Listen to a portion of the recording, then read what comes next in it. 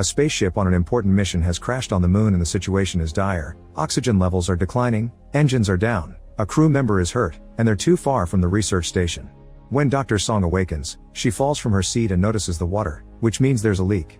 She wants to fix it, but when she looks out, she discovers the spaceship is resting on the edge of a massive chasm. This all started a few weeks ago. The year is 2075 and Earth is going through a serious water shortage. Sea levels are falling, it never rains, and infant mortality rates have spiked as people desperately consume contaminated water. Food shortage keeps getting worse because vertical farms can't do enough, and having pets becomes illegal. The government establishes a supply regulation to control the situation, rationing water depending on social class. The most important citizens get gold cards with unlimited access. This has caused hundreds of riots from the lower classes. At the Environment for Human Survival Research Center, Song is working with plants and animals. She gets a visit from Section Chief Kim of the SAA, or Space and Aeronautics Division, asking her to join their mission. At first she refuses, but she changes her mind when she hears it's about the Balhi lunar station, where her sister died 5 years ago. Because of her death, the government compensated Song with a gold card. Song attends a meeting to learn the mission details and meet the crew. The Balhi station had to be closed because of a radiation leak 5 years ago, so now the new team has to retrieve some important samples in capsules to bring back to Earth for research. Once they land on the moon, they have 24 hours to complete the mission, and the capsules must be transported in low temperatures. If they have any damage, they need to be extra careful with them. The team isn't told the capsule's contents or their location, so it's all very suspicious. Moments before takeoff, the crew is shocked to learn the usual co-pilot has been replaced at the last second by a stranger named Lee. The spaceship leaves Earth and reaches orbit right on schedule, and their flying goes smoothly until they get closer to the moon. The alarm starts ringing and they learn that the docking system is having trouble, meaning the bolt won't last if they get into the landing orbit. Since they can't reach the SAA, they decide to release the landing module early. Unfortunately, the main engine won't ignite and they have to change to thrust controls, which don't work either. The spaceship crashes on the ground and slides down until it gets stuck upside down on the edge of a chasm.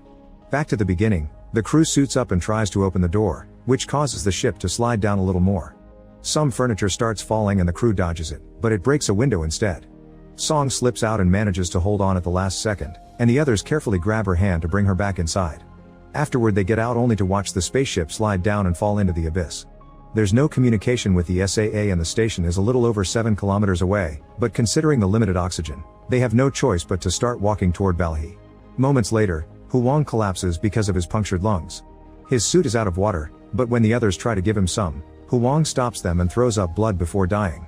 The crew decides they'll pick up his body later when they get rescued and keep moving after leaving a vial of water in the guy's hand. By the time they make it to the station, their oxygen levels are at 1%, so they hurry inside on the verge of collapse and shut the airlock just in time. Then a flashback reveals Song in her old lab trying to decrypt a message left by her sister.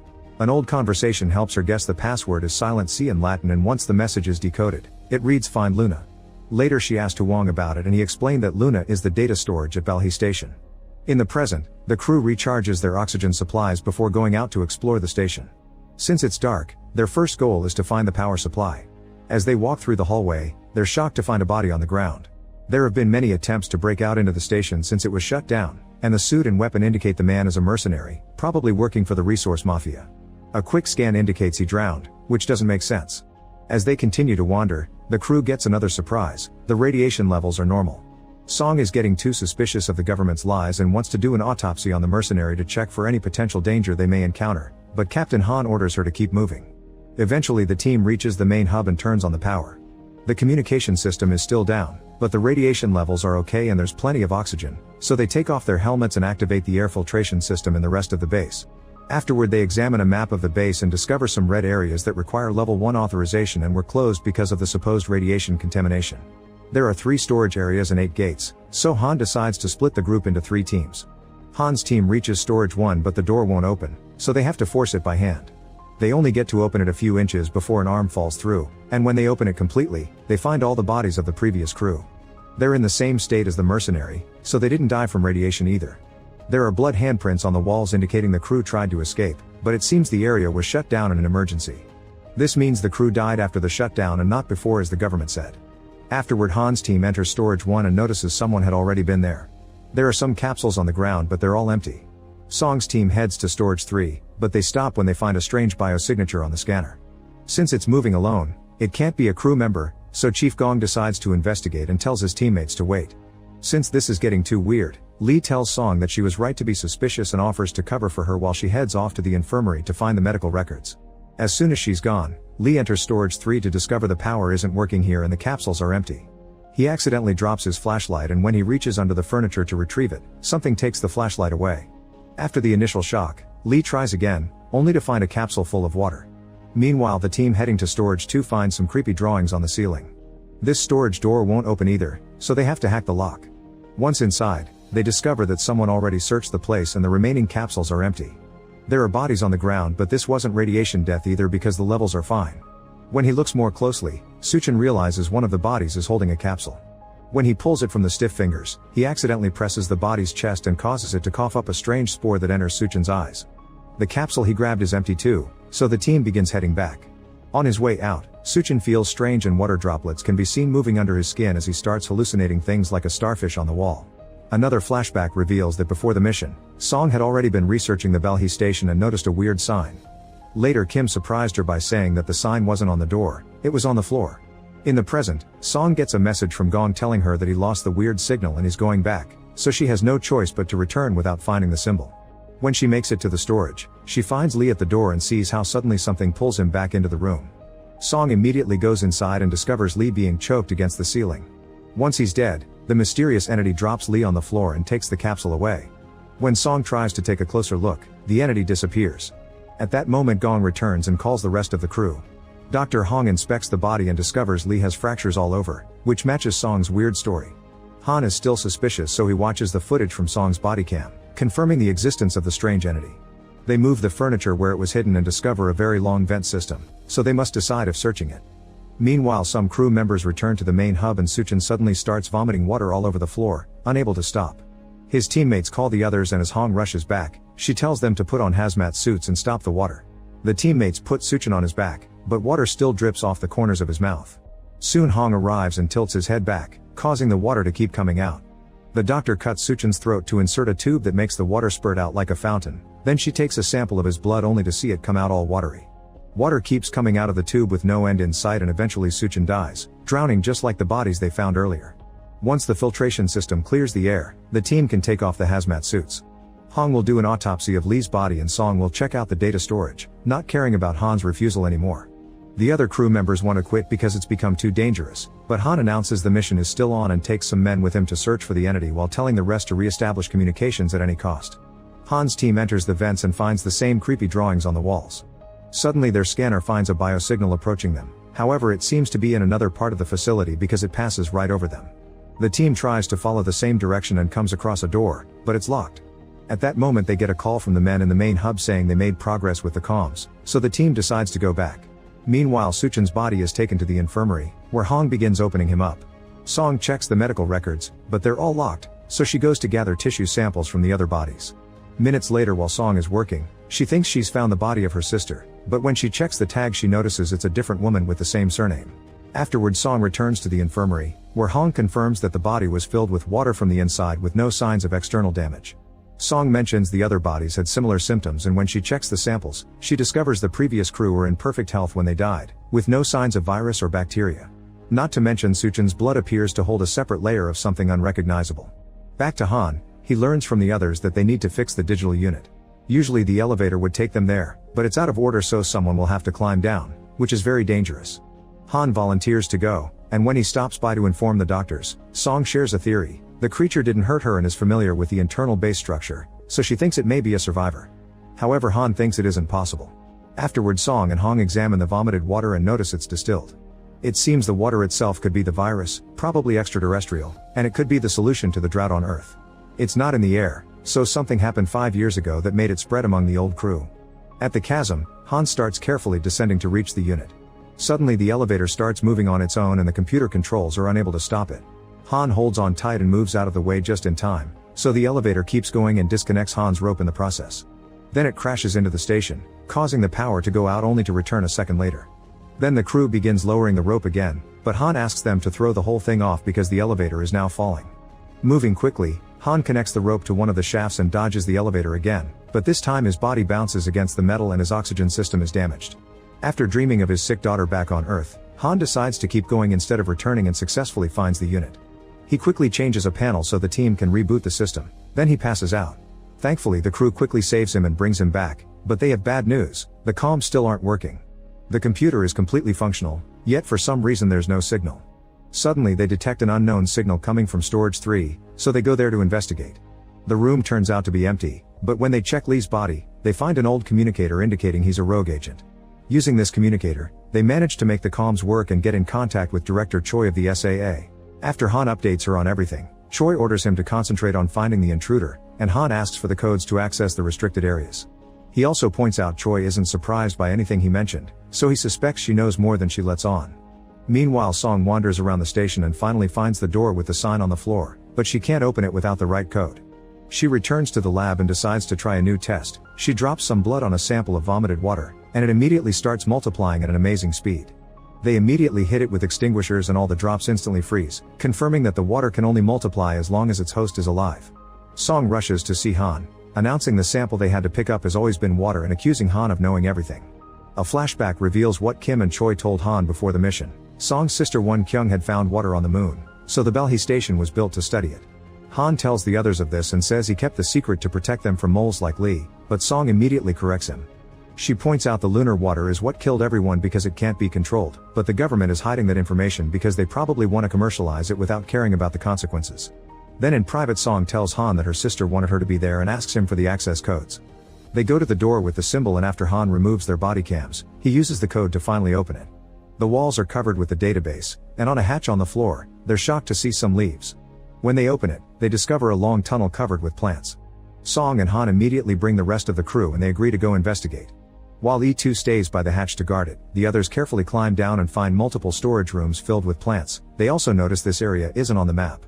Eventually they find a control room with tons of sample capsules, including a broken one on the floor from which all the plants grew out. The team begins gathering capsules to take back, and Han notices something moving among the vines. Other crew members notice something in the hallway only to suddenly scream and run away. The creature tears off E1's arm to steal his capsule, so Sun shoots it to make it drop the sample. The creature runs to hide in the vines and Hong approaches E1 to discover he's died.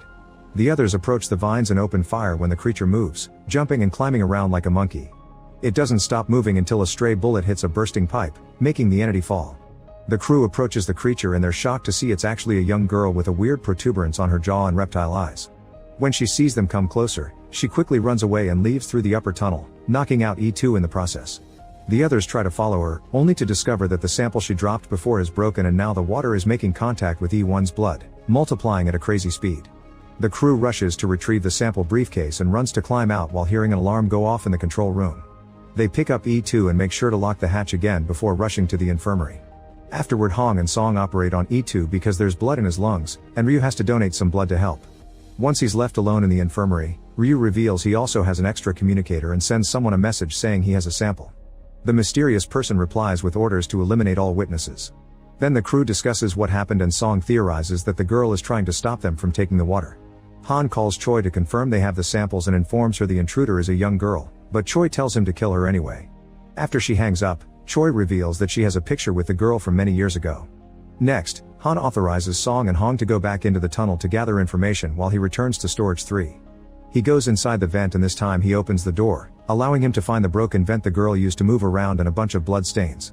Han follows the blood while two of his men find another vent opening in a hallway, so they go inside and find an area not on the map.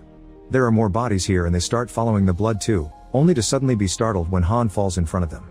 It seems the girl has complete knowledge of the station and can move through it effortlessly.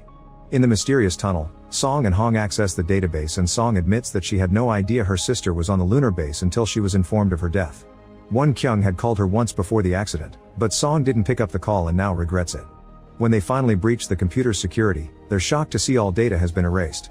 The duo returns to the infirmary and finds Ryu taking the samples, pretending that he has orders from Han. Song gets suspicious and stops him, and when Ryu takes out his gun to kill them, they all step back when they see the girl at the door. Ryu tries shooting her, but the girl dodges all the shots and jumps on Ryu to knock him down. While the rest of the crew arrives, Song carefully shows she means no harm and puts down a capsule for the girl, who has a tag with the name of Song's sister. When the girl grabs the sample, Ryu destroys it with a shot, and the girl collapses as she has a seizure. Song notices the protuberances on her cheeks moving like gills, but the girl runs away because she can take a closer look.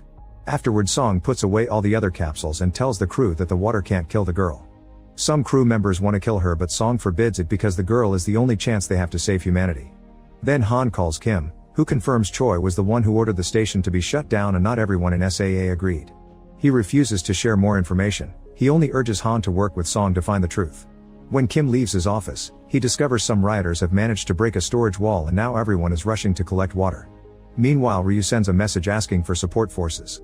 He gets a call from his contact, revealing it's an American man who insists he should kill everyone and go to Gate 7. Ryu grabs all the samples and as he leaves, E2 wakes up and sees everything. E2 tries following Ryu, who immediately shoots him and hides all the evidence. Back to Han, he tells the others they'll lure the girl out to capture her alive. They find the girl's location with the scanner, and then Song stands in the middle of a hallway with a sample in her hands. Suddenly the girl comes out of the vents, so Song puts down the sample and begins walking away. Han closes the first gate and drags Song out so he can close the other one, causing the girl to run out and get her leg caught in the door. Song tries to help her and as the girl bites her, she reveals a tag on her neck that says Luna 073. When Song calls her that, the girl starts crying, and Han shoots her with a sedative. Then Song opens the door and rushes to comfort the poor girl. At that moment, Ryu activates closure for all the gates from the main terminal. Luna panics and rushes to escape through a vent, so Song grabs the sample and follows her right before the gate closes between her and the team. Hong is locked up in the infirmary and when she checks on the samples, she finds E2's body inside the freezer, so she informs the others. Sun runs to go through an entrance right before the gate comes down, so he starts making his way to the command center. Han and Gong manage to run through a few doors as well, but soon they also get stuck so they decide to take the vents. In the meantime, Song moves through the vents. Her map is broken and she can't contact the others, but Luna waits for her to show her the way. After lots of wandering, Song finds an office that Luna transformed into her personal hideout. There are drawings on the walls, a bunch of capsules, and pictures of the old crew including Won Kyung. Song shares some candy with Luna and after the girl falls asleep, Song finally finds the missing data brick. She connects it to a computer and watches a video called Water Response Test, in which the previous crew tested the lunar water on a fish. The little animal survived and the water filled a small tank. There's also a video called Luna and Song is horrified to discover the previous crew had done genetic experiments on human clones. Whenever a Luna died to another failed test, they would bring out a new one, making the number on her name go up with each test. The current Luna is the 73rd clone and the only one who survived. The next video is from Won Kyung, who explains she did all this to save humanity but isn't proud of it. Then Song injects Luna with the water sample, which instantly heals her wounds. At the same time, Hong escapes the infirmary through the vents and after wandering for a while, she's shocked to discover a storage with hundreds of Lunas in bags. She screams when someone touches her, but it's just Han. Together they find a door at the end of storage that takes them near to the control room, but they'll have to use the vents to access it. Meanwhile, Sun makes it to the command center, only for Ryu to welcome him with his gun out. Ryu pushes Sun and shoots him once before checking the map, allowing Sun to jump on him and disarm him to then start a fight. The men struggle for a while and once Ryu manages to push Sun off, he retrieves his gun and shoots Sun again. Noticing he's fallen next to the suitcase, Sun retrieves a sample before he gets shot once more, causing the capsule to fall and break. Ryu locks Sun up and watches how the water starts multiplying with his blood. Sun gets infected and after hallucinating a starfish, he starts throwing up huge amounts of water before drowning to death. Then Ryu tries to turn on the air filtration system, only to discover an anomaly in the pressure system. This is caused by the water in the plant rooms, which has spread and flooded the area. Ryu ignores the warning and opens the filtration system anyway, giving the water room to keep on growing. At that moment, Han and Hong drop down from the vent and find Sun's body but no Ryu in sight. Han immediately opens all the gates, and now the water has even more room to keep on expanding. Gong is still in the vents and eventually finds Luna's hideout. He wants to shoot the girl, but Song gets between them. When Gong informs Han, he also wants him to keep them alive and bring them over to the main hub. Afterward, Han finally finds Ryu and jumps on him, starting a fight. The men struggle to gain control of the gun and keep accidentally shooting it, creating holes in the ceiling.